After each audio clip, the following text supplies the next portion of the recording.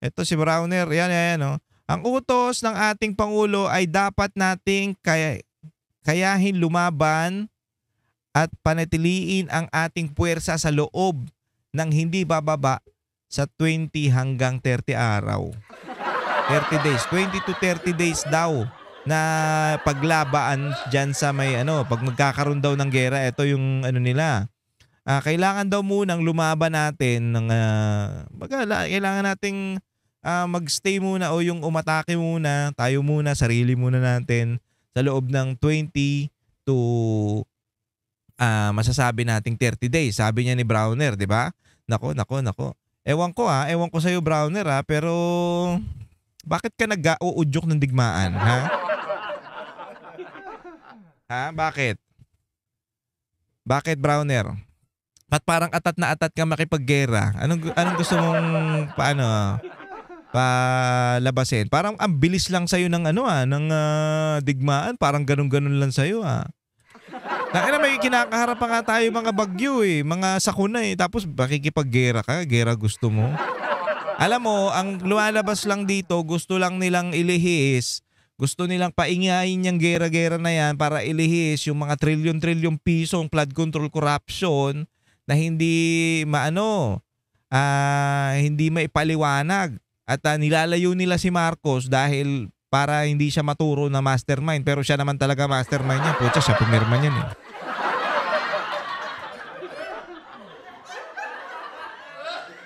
Oh.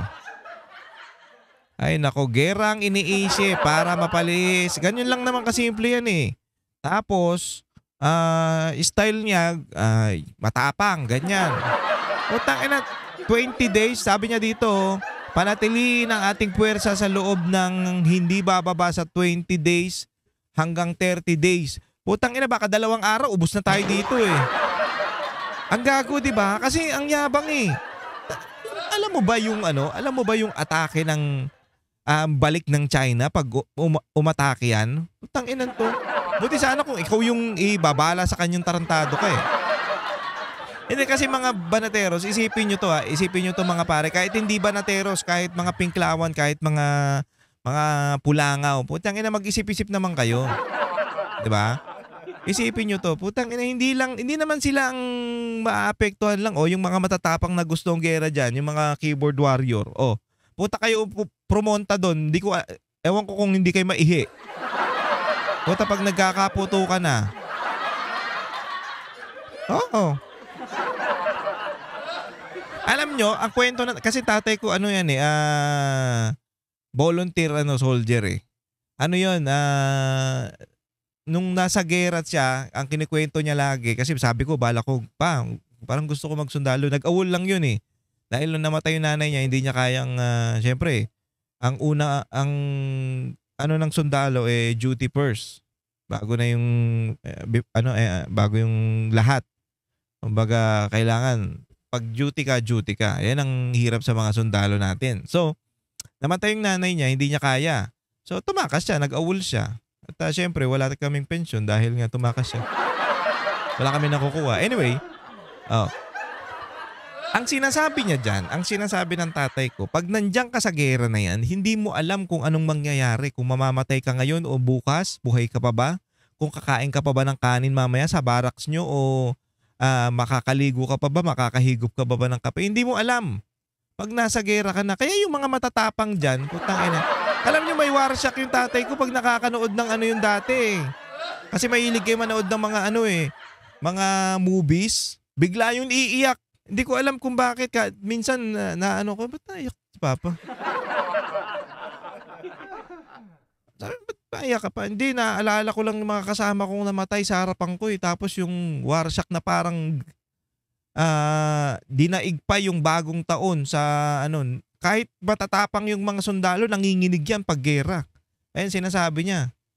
Pero ilang araw lulusong sila sa ilog, sa aakyat, maaarawan, matutuyo yung mga damit nila. Ganyan, iba yung mga sundalo. So, utang ina. Yung ibang matatapang diyan, nakala mo ang lalakas na putang ina pag nagsalita maggera na tayo, laban na tayo, gumagano. Tangina, hindi nyo alam yung epekto ng gera pag nangyari sa Pilipinas. Buti sana kung kayo-kayo haharap eh. Oh, kayo-kayo ang haharap diyan eh. Eh hindi naman eh. Tapos itong si Browner, kala mo ang tapang masyado. Buti ka sana kung kayo-kayo lang o ikaw lang maapektuhan o yung Malacanang lang tatamaan ng missile ng China. O kung lumaban yung China, kung pumalag, putang ina, ubos tayo lahat dito, sinasabi ko sa inyo. 'Di ba? Kahit maliit na rocket lang ipadala sa atin yan, tapos tayong lahat. Tapos sasabihin mo, aabot pa ng 20 days hanggang 30 days pa, tayo muna makipaglaban. Tangina, wala na tayo, mga 3 araw tapos tayo. Tunaw tayo dito. Malamang at malamang sa malamang, kagaya ng nangyari nung mga nakaraan, history na yan, hindi tayo tutulungan yung US. Ha? Hindi tayo tutulungan yan. Putsaka, nakakampi nga nila yung China eh. Pabor nga siya sa China eh, si Trump. Tapos iisip kayo, matatapang kayo, mga tanga kayo. Yung presidente na kay lumapit-lapit dun sa Prime Minister ng China, Xi Jinping eh, nakipagkamay lang eh. Tapos itong Browner na to, putsang inakala mo, robot? Ano ka ba, bakal ka? Pag tinarget ka, baka tapos ka kagad eh. Hindi, maging real talk ba? Real talk na lang tayo. Hindi natin kakayanin yan kahit anong mangyari. Kaya nga kailangan ng diplomasyang pag-uusap eh. Ang problema sa presidente natin, bangag eh. Kailangan natin kausapin yung China na ganto. Hindi yung gera. Bakit nagpapausok na naman kayo ng gera? Para nga naman kasi maiwas yung mga issue na nagtuturo dito kay Marcos patungkol dyan sa mga korupsyon na flood control. Pinapalabas na siya ang bida, na siya ang gumawa ng paraan para magmukhang wala siyang kinalaman. Pati yung pinsan niya, absuelto na? Ano na nangyari sa mga investigasyon ng ICI? Wala nga. Tapos sasabihin nyo, gera. Ay, mga gago. O eto, panoorin natin itong pinagsasabi nito ni Browner. Kung sakaling magkaroon ng gera o kaguluhan man dito sa ating lugar, our ally and our partners are expecting us to fight the war ourselves during the first part of the... First part pa lang po, wala na tayo. Tapos na tayo. Pustahan. Ubus kayo. Hindi pa pwede yung hindi pa pwede yung tapang lang ng tapang, yung laban lang ng sugod lang ng sugod. Puta. 'Di ba meron nga tayong tinatawag the art of war ba yun? Yung book. Basta hindi pwedeng sugod ka lang ng sugod. Dapat aaralin mo rin yung kalaban mo. Hindi yan pwedeng porket matapang ka, putya, malakas ka na. Hindi. Di naman yung kagaya noon, yung kagaya ng mga technology noon na baril-barilan lang, bomba-bomba lang. Puta, hindi na. Iba na ngayon. Kapag iwanan na tayo, hindi natin kakayanin. Baka isang pindot lang yan, tapos ka. Conflict. Tayo muna ang Tayo muna, kayo na lang. Kaya napaka-importante yung ating unilateral defense plan at itong ginagawa nating exercise na ito. Kailangan muna nating lumabang mag-isa para ipagtanggol ang ating bansa sa panahon ng gera o kaguluhan. Ito ang inihayag ni AFP Chief of... Alam mo, ginagalang ka namin kasi general ka eh. Diba? Pero sir naman, ewan ko sa'yo. Baka yung mga retired general, nababadrip na sa'yo eh. Ano ba pinagsasabi niyan? Gumagano na, pinagsasabi niyan. Hindi natin kakayanin yan, China. Kung gusto mo, umpisa mo, ikaw ang lumaban, mag-isa doon. Staff General Romeo Browner Jr. Kaya patuloy ang ginagawang pagsasanay at pagpapalakas ng sandataang lakas ng bansa. Gaya ng Joint Exercise Dagat Langit Lupa o AJEX Dagit Pa 09-2025 na binuksan ngayong araw at tatagal hanggang November 14.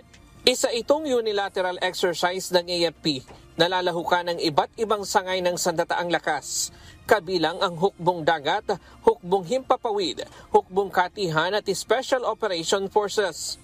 Layo ng pagsasanay na patatagin ang koordinasyon at pagtutulungan ng bawat sangay ng sandataang lakas. Paunlari ng kanilang mga taktika at pamamaraan sa pagsasagawa ng misyon sa himpapawid, karagatan at lupa.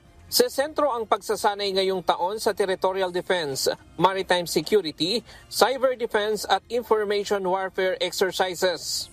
Itong Ajax, tayo lang ito. It's only the Armed Forces of the Philippines together with the Coast Guard, together with the Philippine National Police, so that makita natin yung kung saan tayo, kung ano yung hangganan ng ating depensa. Sabi ni General Browner, nakahanda ang sandataang lakas na ipagtanggol ang ating bansa. Hindi anya nasusukat sa kagamitan lamang ang pagiging world-class. Tapang masyado.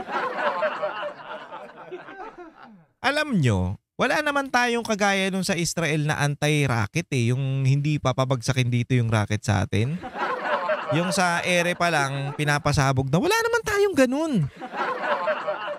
Ang nagpadala ng sunod-sunod na rocket yung China, tapos talaga, ay ewan ko na lang. Kung maano mo pa, masabi mo pa yung hindi nagagamit yung magandang kagamitan. Oo. Ng isang sandataang lakas, kundi sa kasanayan. Kaya tuloy-tuloy ang kanilang pagsasanay at kaya nilang makipagsabayan sa ibang bansa. Pero sa ngayon, kulang ang mga resources ng bansa, gaya ng mga barko, aircraft, sensor at kulang fighting pala capabilities. Ang tapang-tapang mo magsalita Kaya patuloy na pinalalakas ang AFP sa pamamagitan ng modernization program. Gayunman, kailangan pa rin ang tulong ng Kongreso para maibigay ang sapat na pondo upang mapaghandaan ang anumang pangyayari sa hinaharap. Hindi kaya nung current na kagamitan natin na i-cover yung entire archipelago. In fact, sa ngayon, nakafocus lang tayo dito sa West Philippine Sea, sa northern part ng ating bansa. Target ng AFP na palakasin ang kakayahan nito upang sakaling magkagyera man ay kaya nilang tumagal ng hanggang 1 buwan sa pagdepensa sa bansa nang walang tulong mula sa mga kaalyado. Sabi ng general, sa ngayon ay nasa gyera na tayo, ngunit hindi sa pamamagitan ng bala at bomba, kundi sa pamamagitan ng disinformation, coercion at encroachment sa ating exclusive economic zone. Ryan Lacanlale, UNTV News and Rescue. Diyos ang yan na daw yan, Bocha. Aminado naman siya na wala naman tayong kagamitan. Pero ang tapang niya magsalita. Hindi, pero ito mga barateros, mga pare, ano lang to, diversionary tactics lang to na naman para mailayo yung issue dito sa mga flood control project na yan. Pucha, yan dapat ang uunahin kasi kita nyo yung Cebu, kawawang-kawawa yung Cebu, grabe. Hindi biro yung nararanasan ng Cebu, kakatapos lang nila malindol Tapos gano'n na naman, eto na naman. Dahil yan sa mga katarantaduhan ng mga animal na to, yung mga gumagawa ng mga pagnanakaw sa pera ng bayan. Tapos, sinong iimbestigahan? Yung Davao. Anak ng putya. Napakagago, di ba? Puta, sa Cebu nangyari, sa Davao iimbestigahan? Bakit? Pero ito mga banateros, mga pare, never pang naimbestigahan yung lugar ni Marcos. Uy! Tapos, laging Davao. Pag may mga sakuna, pag may mga nangyayaring hindi maganda, putya Davao lagi. Ano yun? Anong kinalaman ng Davao sa nangyari dyan sa Cebu? Ang layo-layo niyan. Ano ka ba naman? Ewan ko sa'yo, Marcos Ewan ko sa mga animal na to, abnormal na yata itong mga to. Ang hirap talaga, hindi pa ba magto-2028 o hindi pa ba mapapalitan to? Ay, pero hindi mo na yan mapapalitan kasi nga naman, meron pang...